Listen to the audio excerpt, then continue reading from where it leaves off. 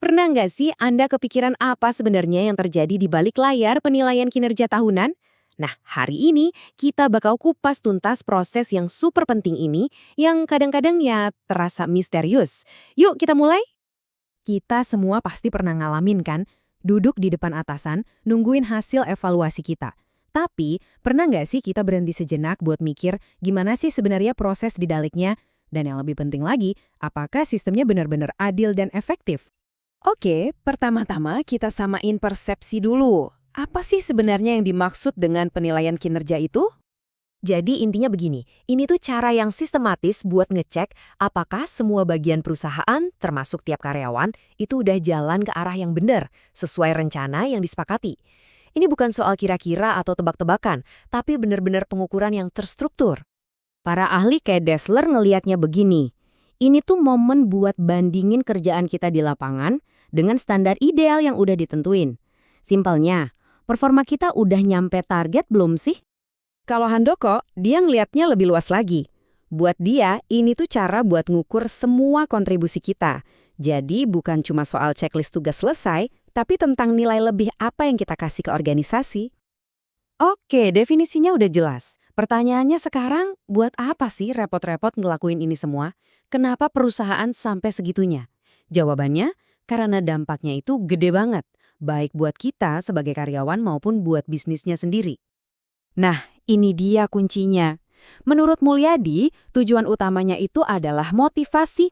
Penilaian yang benar itu bukan buat nyari-nyari kesalahan atau menghakimi, tapi justru buat ngedorong kita semua biar semangat, biar bergerak ke arah yang sama, dan akhirnya mencapai tujuan perusahaan bareng-bareng. Dan manfaatnya? Wah, banyak banget. Mulai dari nentuin keputusan penting, kayak siapa yang pantas promosi, atau butuh training, sampai ke hal-hal mendasar kayak ngasih feedback yang jelas biar kita bisa berkembang. Ini juga jadi dasar buat ngasih bonus yang adil. Kalau sistem ini jalan dengan benar, ini tuh jadi tulang punggung manajemen SDM yang sehat. Penilaian yang efektif itu bukan sulap, bukan sihir. Ada kerangka berpikir yang kuat di belakangnya. Yuk, kita lihat gimana caranya membangun sistem yang benar-benar jalan. Coba perhatiin gambar ini deh.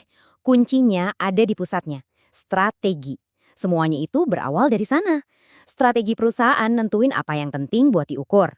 Apa yang diukur, itulah yang bakal jadi fokus kerja kita. Dan hasil kerja itulah yang nantinya dapat penghargaan. Ini tuh siklus yang nyambung terus dan kuat banget. Nah, salah satu alat paling canggih buat ini namanya Balance Scorecard atau BSC.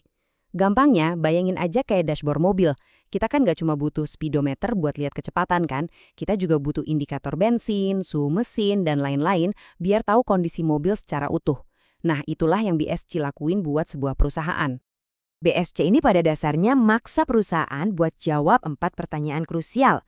1. Dari sisi keuangan, kita untung nggak? 2. Dari sisi pelanggan, mereka puas nggak sama kita? 3. Dari bisnis internal, proses kerja kita udah efisien belum? Dan yang terakhir, soal inovasi dan pembelajaran. Gimana caranya kita bisa terus tumbuh ke depannya? Ini benar-benar pandangan 360 derajat soal kesehatan perusahaan. Dan disinilah letak kejeniusan BSC. Keempat perspektif tadi itu nggak berdiri sendiri-sendiri, tapi saling nyambung dalam hubungan sebab akibat. Gini alurnya. Waktu karyawan terus belajar dan berinovasi, proses kerja internal jadi lebih baik. Proses yang lebih baik bikin pelanggan makin puas. Dan kalau pelanggan puas, ujung-ujungnya keuntungan finansial perusahaan juga naik. Semuanya terhubung. Oke, sekarang mari kita ngomongin sisi gelapnya. Sekalipun sistemnya udah paling canggih, ada satu variabel yang bisa bikin semuanya berantakan, yaitu kita sendiri, manusia, dengan segala bias yang kita punya. Soalnya kan teorinya kedengeran keren banget ya, tapi prakteknya seringkali penuh jebakan. Yuk, kita bedah beberapa kesalahan paling umum yang sering terjadi pas penilaian kinerja. 2 jebakan yang paling sering muncul itu namanya efek halo dan horn. Efek halo itu gini, seorang manajer ngelihat satu hal positif dari kita. Misalnya kita jago presentasi, terus dia langsung nganggep semua aspek kerja kita pasti bagus juga. Nah, efek horn itu kebalikannya. Gara-gara satu kesalahan kecil, seluruh kinerja kita selama setahun dianggap jelek. Keduanya sama-sama bahaya, karena terlalu menggeneralisir. Terus ada lagi yang namanya tendensi sentral. Ini tuh jebakan main aman. Biasanya manajer ngasih nilai rata-rata ke semua orang, biar nggak ada konflik atau nggak perlu ngobrol yang susah-susah. Kelihatannya sih damai ya, tapi ini justru ngerusak. Karyawan yang performanya top jadi ngerasa nggak dihargai, sementara yang butuh perbaikan jadi nggak dapat masukan jujur buat berkembang. Lanjut, ada yang namanya bias kekinian atau recency bias. Ini tuh masalah yang penting akhirnya gimana? Kinerja kita yang luar biasa selama 11 bulan bisa aja dilupain gara-gara satu kesalahan kecil di bulan terakhir. Atau sebaliknya.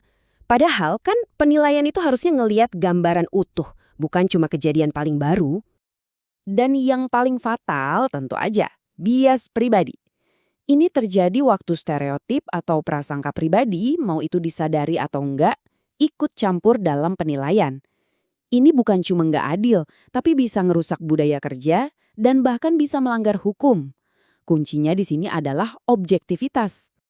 Oke, sekarang mari kita tarik benang merahnya. Kita sambungin lagi semua potongan puzzle ini ke gambaran yang lebih besar, yaitu strategi perusahaan. Nah, ini dia poin utamanya. Penilaian kinerja itu bukan sekedar tugas administrasi HR, bukan cuma soal ngisi formulir. Ini adalah alat strategis. Ini adalah jembatan yang menghubungkan rencana besar di level direksi dengan apa yang dikerjakan setiap orang di lapangan setiap hari. Jadi, sebagai penutup, saya mau ninggalin satu pertanyaan buat kita renungkan bareng-bareng. Di tempat kerja kita masing-masing, apakah sistem penilaian kinerjanya udah benar-benar ngukur hal-hal yang bikin perusahaan maju? Atau jangan-jangan cuma jadi ritual tahunan aja? Ingat ya, mengukur hal yang salah itu jauh lebih berbahaya daripada tidak mengukur sama sekali. Kenapa? Karena itu artinya kita sedang mendorong semua orang untuk lari ke arah yang salah.